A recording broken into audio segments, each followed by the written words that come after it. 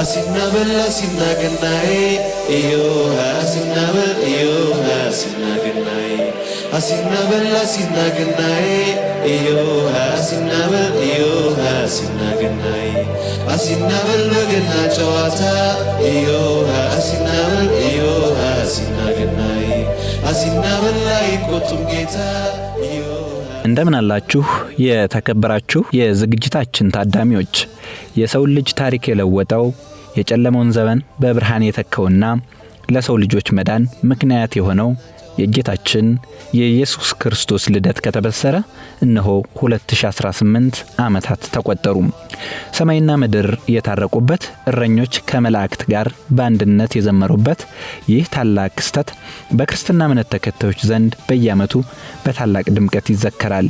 በተለይም ሀገራችን ኢትዮጵያ የራሷን ቀን አቆጣጠር ተከትላ በየዓመቱ ታኅሳስ 29 ቀን የምታከብረው የገና በዓል ከሃይማኖታዊ እሴቱ ባሻገር በሕዝቦች መካከል ያለውን ፍቅር፣ መተሳሰብና አንድነት በማደስ ረገድ ለዘመናት የዘለቀ ጉልህ አሻራ አለው። አሲናበል አሲናገናዬ እዮሃ አሲናበል እዮሃ አሲናገናዬ አሲናበል አሲናገናዬ እዮሃ አሲናበል እዮሃ አሲናገናዬ አሲናበል በገና ጨዋታ እዮሃ አሲናበል እዮሃ አሲናገናዬ አሲናበል አይቆጡም ጌታ እዮሃ አሲናበል የታኅሳስ ፀሐይ ወጋገን፣ የገና በዓል ስጦታዎች፣ የቤተሰብ መሰባሰብ የበዓሉ ልዩ መለዮች ናቸው።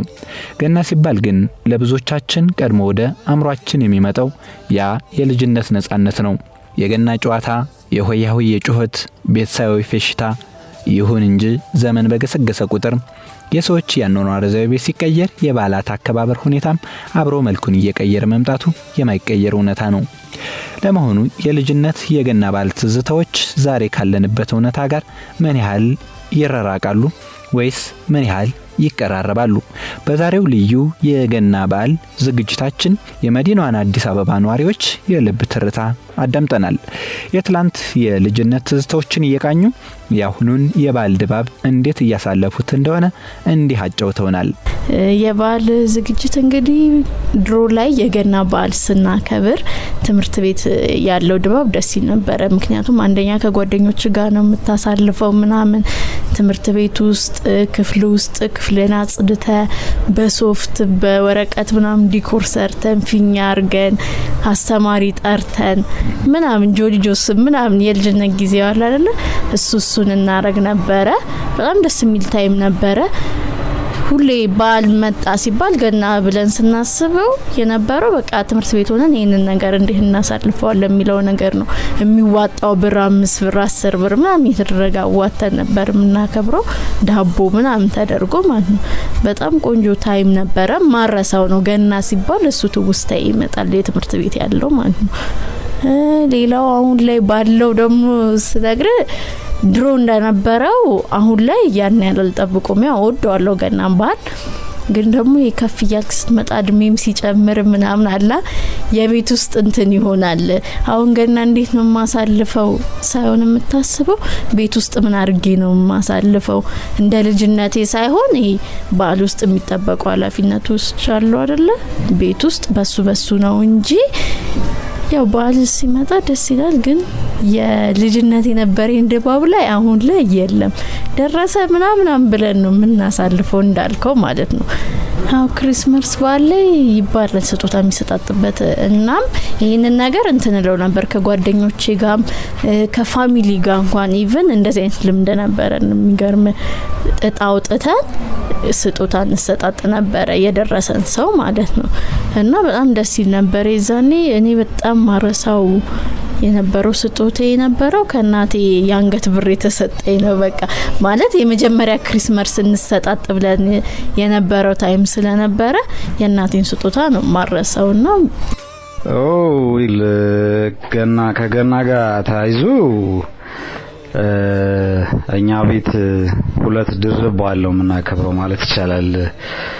የተወለድኩት እኔም በአጋጣሚ የገና በዓል ነው እና ለኔ በጣም በቃ ደስ የሚል ድርብ በዓል ስለሆነ ለኔ ልዩ ቀን ነው ገና ማለት እና የገና ምን አይነት የተለየ አጋጣሚ ያለ በልጅነቴ ማስታውሰው አንድ ማረሰው አጋጣሚ ያለና ያው ገናን ስናስታውስ ብዙ ጊዜ ብዙዎቻችን ቤት ያው ቅርጫ ምናምን አይደለ እና ከፋዘር ጋር እንደ ገበያ ወተን የቅርጫ በሬ ልንገዛ ሄደን በሬውን ገሳን ስንመጣ ይገርምሻል ከተማ መሃል ላይ ነበረብንና በቃ በብዙ እንትን ውስጥ ነው በሬውን ያዝነውና ያንን ትዝታ በቃ ያንን ገጠመኝ መቼም ማረሳው።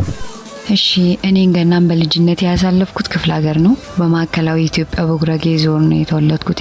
እዛ በዛ ሰዓት ገናን የስጦታ በዓል እንደሆነ አናቅም ነበር። እኔም ጓደኞቼ ሊነጋጋ ሲል ትዝ ይለኛል 12 ሰዓት አካባቢ ፀሐይ ላይ ኢየሱስ ከእናቱ ጋር ይታያል ይባል ስለነበር እሱን ልናይ እንወጣለን። አይተን ግን አናቅም። አይናችን እንደተበላሸብን ነበር ምንውለው። ከዛ ስንመለስ እስከ 6 ሰዓት ቸርች እንሄዳለን። ከቸርች መልስ ከጎረቤቶቻችን ቡና እንጠጣለን፣ ዳቦ ይቆረሳል። ከዛ ጓደኞቻችንን ሰብስበን ከቤት ብር ተቀብለን ገበያ እንሄዳለን።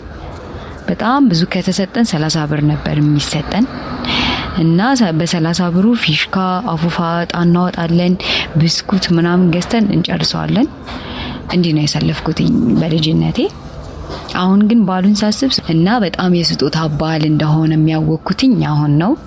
ከጓደኞቼ ጋር ስጦታ አሰጣጣለሁ በፋሚሊም ደረጃ አሰጣጣለሁ።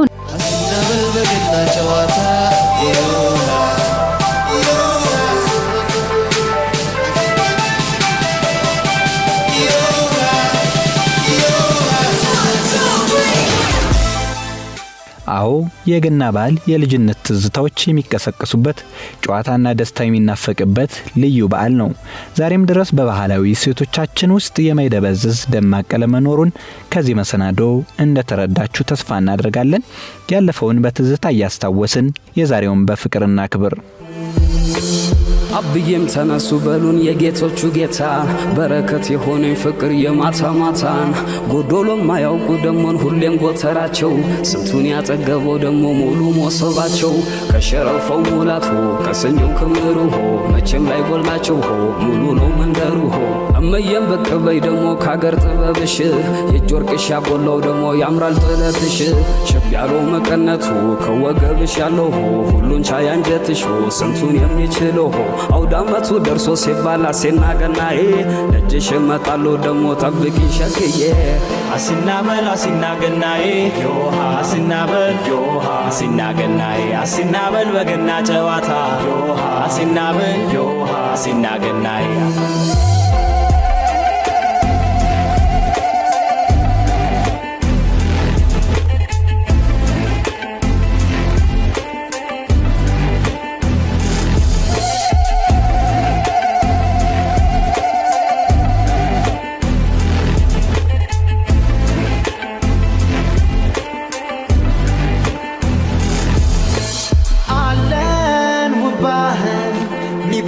ለዓለም የማይል ዘር ቀለም መተዋላው ወደቡ ያውዳመቱ ድባብ ፈዘው ነው የሚያዩ ሀብታም ደሃ ፈቅደው ሲረዳዳ ደጁ ላይ ክፍት ዘመድ ይምጣ ባዳ ጠላውን ቀርቧል ጠጁም ከገበታ ዶሮ በጉ ሙሉ የጣኑት ትዝታ ይላል ይሸታል መንደሩም ሰላም ያኮራል መጫወት ከአገር ልጅ ጋር ደስ ይላል ወተናል ወርደናል አተናግንተን ተመስገን ብለን ይኸው ለዛሬ ቀን ደርሰናል እንኳን አደረሳችሁ እንኳን አብሮ አደረሰን እንዲሁ እንዳገናኘን ከዓመት ዓመት አይለየን አሲናበል ገናዬ አሲናበል እንበል አሲና ገናዬ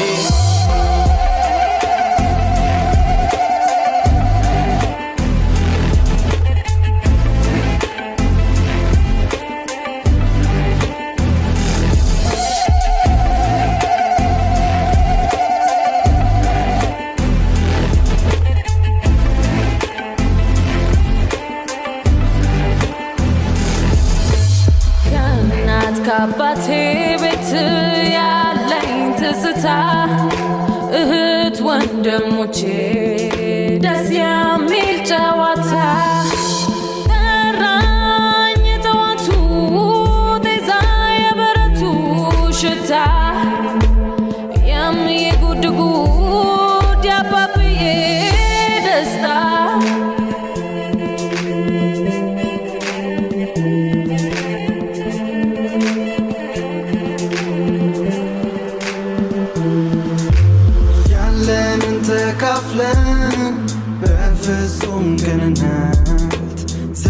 ዘመድ አዝማዱ ሁሉም በያለበት ሲያከብረው ይኖራል በሚያምር ህብረ ዜማ በአባቶቻችን ቃል እያልን እዮሃ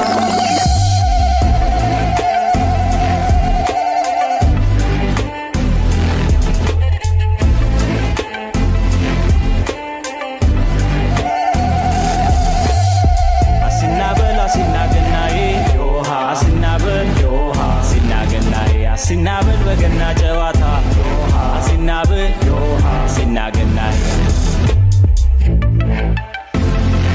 ዮሃ